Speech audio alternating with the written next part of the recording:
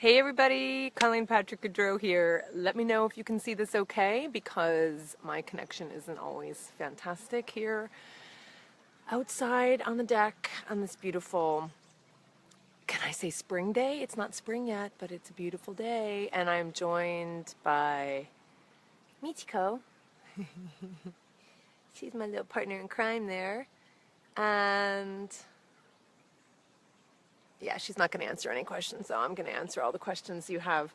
So again, Colleen Patrick-Goudreau here. I just released the newest episode of Animology Podcast, so go check that out on iTunes, etc. It's on the word toady, and I ask you to listen for other animologies, other words in that episode that have animals in their origin. So you can listen to the episode and then submit which words you think are animologies from that episode. I also heard from someone who said that Plant-Based News is compiling a list of the top 100 most influential vegans, and apparently I'm on the list, which is lovely. But I think we're all influential vegans. You can go check that out at Plant-Based News, and you can actually participate and tell them.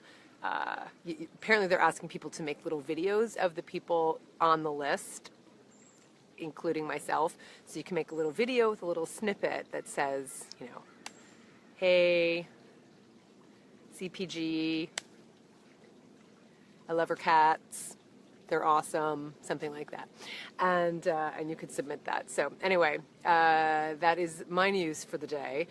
I finished another podcast episode today and went for a run, and I am looking forward to joining some friends tonight at Millennium Restaurant, premier vegan restaurant here in Oakland, California, to celebrate my birthday, which was the day before yesterday. I think Latvian actually has a word. If anybody is Latvian out there, let me know if this is true.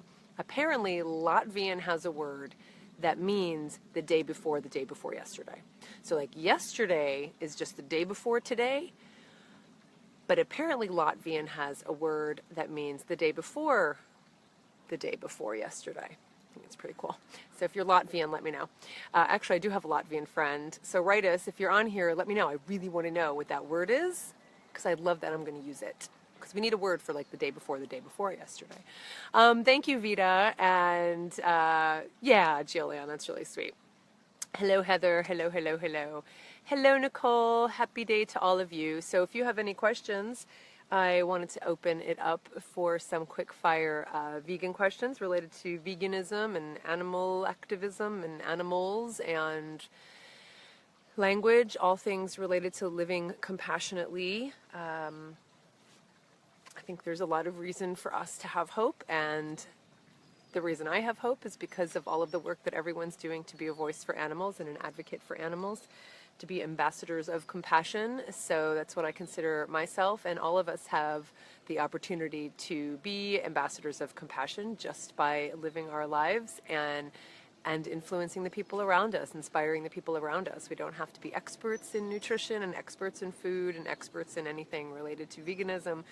I think just speaking from our hearts, speaking compassionately on behalf of animals has a great impact. So any questions you have about living compassionately and healthfully, I will just show you one more cuteness patooteness. Yep, that's my little Michiko. Michiko Peachiko. I know, look, all those hearts, Michiko. Those are for you, baby girl. If you could feel how soft she is. Oh my goodness. So soft. So soft. Thanks, Alyssa. That's very sweet. And I will repeat, thank you, Alyssa. That is very sweet. Yes, she is the cutest patooteness. Give me a thumbs up. By the way, everybody, let me know where you're from, because I like knowing where you are. I certainly love the international aspect of these wonderful broadcasts. So type in where you are from, and let me know if you've been to Millennium here in Oakland. Oakland's doing some pretty awesome things, and I told you that we're starting our own East Bay Animal PAC, so our political action committee, to basically help the legislators here in Oakland and the East Bay pass animal-friendly legislation to help get animal-friendly legislators elected for City Hall. And we are looking to do a lot of really awesome stuff. And the event that I'm still planning on putting on in September, I'm still looking for the space. One of the things I plan on doing is talking about forming a political action committee, or at least working on a local level to get animal-friendly legislation passed. We've got Deanne in Oregon, we've got Tiffany in Louisville, we've got Christine in Portland, Oregon, and we have got Montreal, Canada. Awesome. I love it. Murrieta. Where's Murrieta? Murrieta, California. What county is it in, Elisa? I only speak in terms of counties these days. Robin says, what about when all your friends are hunters and fishers? It's so difficult. Yeah, that's difficult. That is definitely difficult. And what about it is difficult, right? I mean, that's the question I would ask for you. Is it because you don't feel that you have like-minded people in your life that you can speak to about the things you care about? That's one issue.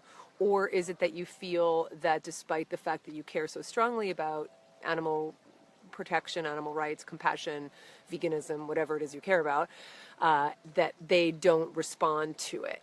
And what kind of advocacy do you do? And what kind of expectations do you have? So those are the questions I would ask of you, because it really is a matter of us setting our expectations so that we don't have them and that we just be the best ambassadors of compassion and not have an attachment to what that outcome will be based on that. So I would just put the question back to you about what that means for you.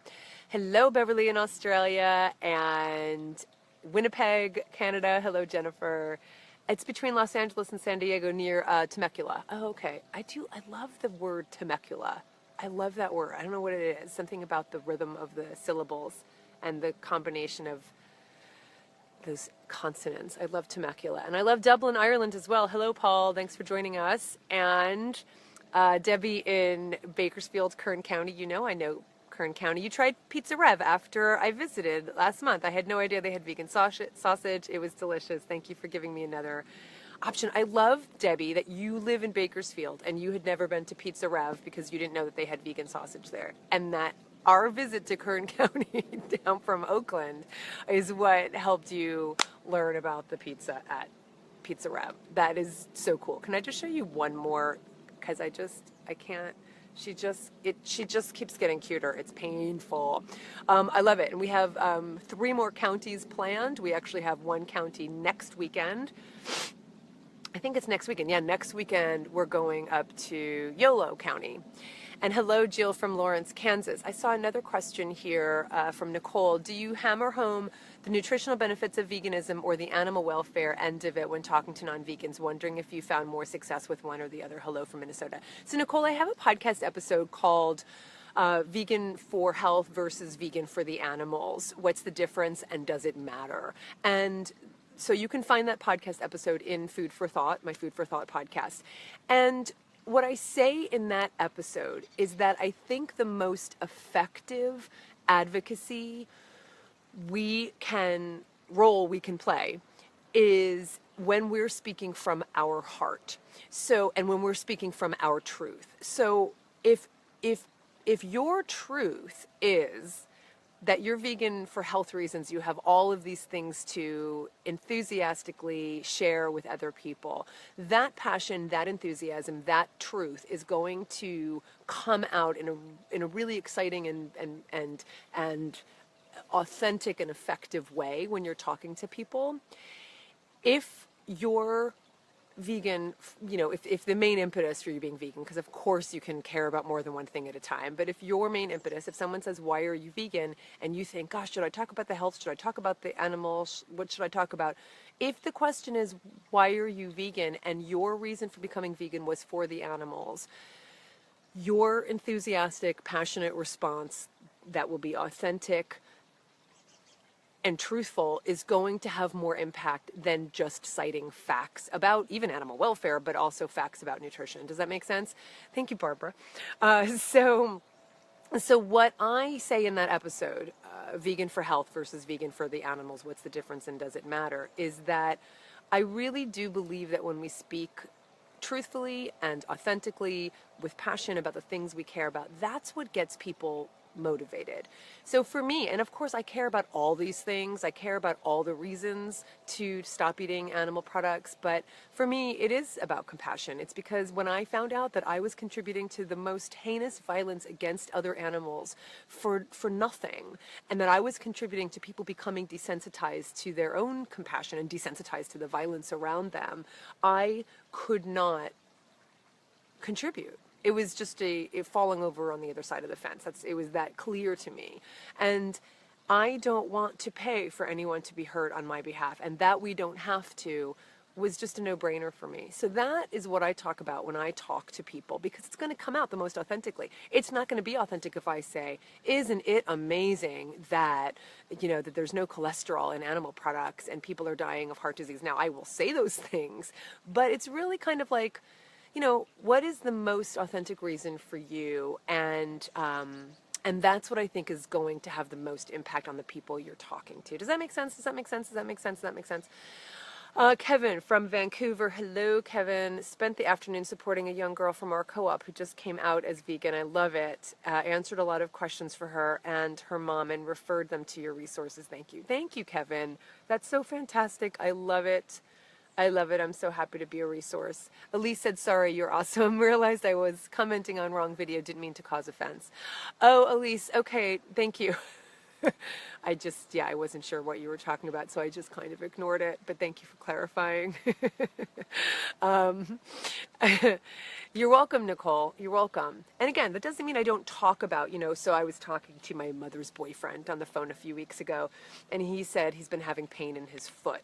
And the first thing I thought was he's got gout. He's got gout. And so I said to him, you've got gout. And he said, well, I went to the doctors to see what it was, and they think it's probably gout, but I don't think it is. And I said, well, why don't you think it is? Well, because whatever reason he gave. And I said, no, Paul, that's gout. And he said, well, they told me to stop eating rich foods, but I don't really eat rich foods. And I was like, hey, Paul, you do eat rich foods. You eat, all these rich foods. And so I was able to get to the point where he admitted, like, oh, yeah, you're right, I do eat rich foods. And I got to the point where I was like, Paul, if you just tried stopping eating meat for just 30 days, you would see such a difference. And I got him to the point where he agreed, and he's actually been eating a lot of vegan foods, he and my mother. So it's not that I don't convey the facts around plant-based eating, but if the question is in terms of advocacy and how I talk about this, no doubt I talk about animals because that's authentic for me. But there are a lot of studies, too, that talk about the fact that people may become vegan for health reasons, but they stay vegan for compassion. And there's something to that. And that doesn't mean that people who become vegan for health reasons don't stay vegan. But really what happens, I find, is that when people become vegan for health reasons, they actually have their hearts expanded because they're no longer contributing to the violence against animals, so they can look more at what we do to animals without feeling any guilt or weight. And so now we've got a scenario where someone, experiences the benefits, the health benefits of being vegan, but then also experiences all of the deep compassion that happens when you become vegan. So my quick fire answers are just not quick fire. I don't have short answers for anything. So there's my very long answer to your question. Tiffany says, I had a great discussion with a coworker today. He asked why vegans use plant-based meat if we're so turned off by animal use. Fair question. I said we didn't become vegan because we didn't like the taste for most of us. I said that while it's different for everyone, most people enjoy, and I know where you're going with this, Tiffany, I didn't see you finish, but I think what the finish is, yeah, we just enjoy the texture and the fat and the salt and the flavor and the comfort and the familiarity. That's what it means. It's, I didn't stop eating meat because I stopped liking the taste. I used to love chicken. I hate saying chickens. I used to love eating chicken, and I used to love all the things that we ate. I didn't stop eating that because I stopped liking the taste. I stopped eating it because I realized they were animals who were suffering. And so I love that. So I'm really glad you were able to convey that. It's so important. Megan, thank you for recommending Hope in the Dark. I just started it today. I'm finding it helpful already. I'm so glad. And she just came out with a new book today too, Megan, I think. Her publisher's name is Haymarket Books. You can go look at Haymarket Books on Twitter or wherever or just online, and see more books by Rebecca Solnit. I think she's just an incredibly brilliant writer. You're welcome, Jill Ann. Can I share something with you? I hope if I go away, will I lose? Okay, I'm gonna have to print it out and read it to you another time.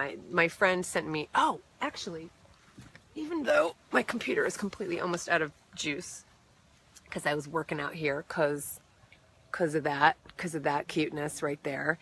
But let me share this with you, because this is to give you hope. Okay, so just hold on with your questions.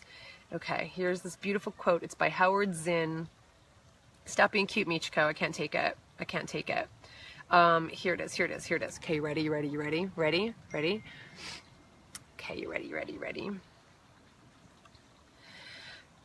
You ready? To be hopeful in bad times is not foolishly romantic. It is based on the fact that human history is a history not only of cruelty, but also of compassion, sacrifice, courage, kindness. What we choose to emphasize in this complex history will determine our lives. If we see only the worst, it destroys our capacity to do something. If we remember those times and those places, and there are so many where people have behaved magnificently, this gives us the energy to act, and at least the possibility of sending this spinning top of a world in a different direction. And if we do act in however a small way, we don't have to wait for some grand utopian future. Wait for it. The future is an infinite succession of presents. And to live now as we think human beings should live, in defiance of all that is bad around us, it is itself a marvelous victory. Yeah, so my friend sent me this like yesterday, 2 days ago, on my birthday. The future is an infinite succession of presents, and to live now as we think human beings should live in defiance of all that is bad around us is itself a marvelous victory. That's just so beautiful. So when people ask me what gives me hope, one of the things I've talked about a lot is the fact that what I dwell on is hope. I choose to dwell on hope. I choose to look at all of the ways in which we do succeed and have succeeded, and look at all the compassion that's deep inside all of us and all the people who are manifesting compassion. I can choose to look at all of the darkness, but I choose to look at hope. And remember, that was Howard Zinn who wrote that, Jeannie. And remember the paradigm that I shared with you about Hope in the Dark, the Rebecca Solnit book that I'm recommending to everybody. She talks about darkness not in terms of that which is bleak and that which is evil. She talks about darkness in the same definition as Virginia Woolf talked about darkness, which is that it's inscrutable. You can't see the future. That's dark, not because it's bleak, but because it hasn't been written yet. And we are the ones to write the future. So that's the same idea, that the future is all these infinite moments of the present. And we can choose to live every single moment the way we think we should live. And that creates the world that we all want to live in. And that's what I've been saying. I love it. Like, this is all just the same way of saying, different way of saying the same thing. So yeah, that's what being vegan is for me, is that it's a manifestation of my values. That's why I focus on this all the time. That's why I focus on the fact that it's not about rules, and it's not about dogma, and it's not about doctrine, and it's not about wearing a badge that says vegan, and it's not about joining a club that says vegan. It's about manifesting our deepest values in our behavior. And the rest of it is just, we live in an imperfect world, and we do the best we can to not contribute to suffering. Someone said to me, a new friend who I really like, and perhaps we'll have the discussion again. But he said he eats animals, and he said something like, you know, he was kind of talking about why he eats animals and justifying it. And he said, you know, we all manifest our compassion for animals in different ways, because I love animals, and we just all manifest it in different ways. Some of us become vegan. And I said, yeah, that's true. And really the clincher is, as long as we're not contributing to violence against them, we can manifest our compassion for animals in a lot of different ways. But if we're contributing to violence against them, it's kind of a black mark. Like, you can't negate that. Like, you know, like, you can pet your cat as much as you like, and you can admire the birds in your yard, but if you're eating animals, you're kind of negating that way of, you know, all those other ways of showing compassion for animals. Speaking of compassion for animals, seriously, look at this. Look at this belly. All right. Any other questions, you guys? I am here for a couple more minutes, and I'm happy to take any other questions you have. And then I'm going to be heading out and meeting my husband and friends to celebrate my birthday at Millennium Restaurant. Seriously, Michiko? Really? Seriously? Look at that. Look at the eyeball. Eyeball. Belly. Toes. Tail. All the parts of her are just perfect. All the parts. I thought I saw one of the deer today. I was hoping it was one of the female who just had a baby, because we just had a new birth and we need to pick a name. I haven't seen the deer yet, so I don't want to start the naming process until I see the deer. But there's a new baby. There's a new baby born. She's too adorable, Jillian. I just can't take it. By the way, I didn't ask y'all. You could do this right now. You can do it while the video's going on, but you can share the video while I'm talking. You don't have to wait for it to be over. Of course, share it once it's over, and that would be great. People have been writing to me asking about why I'm not on Periscope anymore. I'm a little nervous to get back on. It's been so long, but I might give it a try again. Thank you, Robo. Angela says, just wanted to pop in and say thanks for the Christy Middleton video the other day. I won an audio copy of her book, and I gifted it to a non-vegan. Oh, that's awesome, Angela. I love that. I love that. Jack and Jill are saying hi to each other. I didn't mean that as a joke, but it is Jackie and Jill. Thanks, Robo. Yeah, so we had dinner the other night. My husband and I went to this really cute bar in San Francisco. If you're in the San Francisco area, it's called Marianne's, and it's just like it's on this little street. What the heck is the name of the street? The street is called Jesse. Is it Jesse? And it's between it's like around 5th and Mission. And that's okay. And it's like a little speakeasy. Like, you have to make reservations to go. And there's no name on the outside of the bar, and you go inside and it's just absolutely adorable. And they had the best like 70s funk playlist on, so the music was fantastic the whole time. They have really good cocktails, and they have Brussels sprouts fries, like just like Brussels sprouts fries. Like, what else do I need to say? That has this really lovely Middle Eastern spice combination on it, and some lemon juice. It was out of this world. And then we went to a pizza place also right around there, downtown. And it was yummy. And tonight we're going to Millennium because it's my birthday. And we're going to be celebrating with all of our friends. In fact, everybody who's on the board of our new animal pack will be there tonight, and some other friends as well. And looking forward to it. Yeah, it was really good. And it was funny because Christy and I went out to dinner. Actually, Christy and I were at Millennium the other night to celebrate Christy's book, Meatless.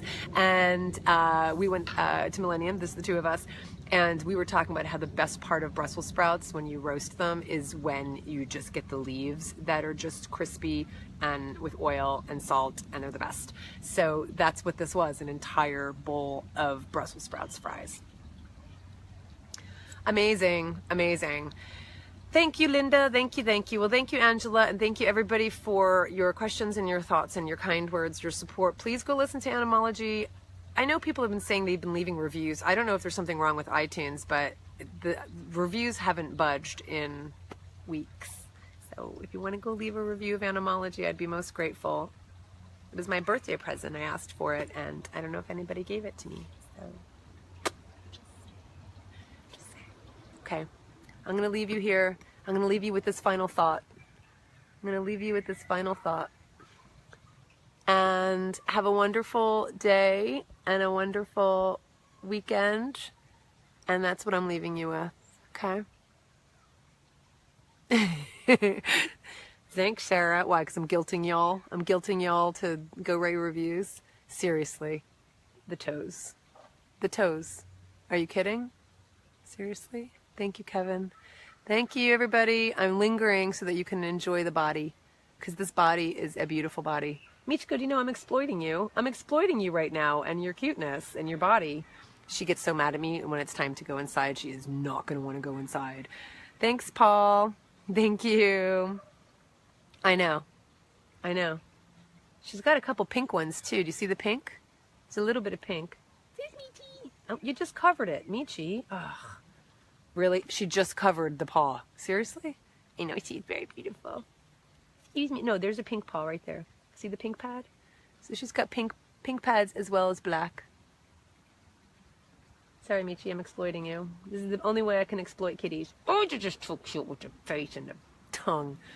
All right, I'm going to stop now because I'm just out of control. I'm out of control. All right. Thanks, everybody. For the animals, this is Colleen Patrick-Goudreau. Thanks for watching.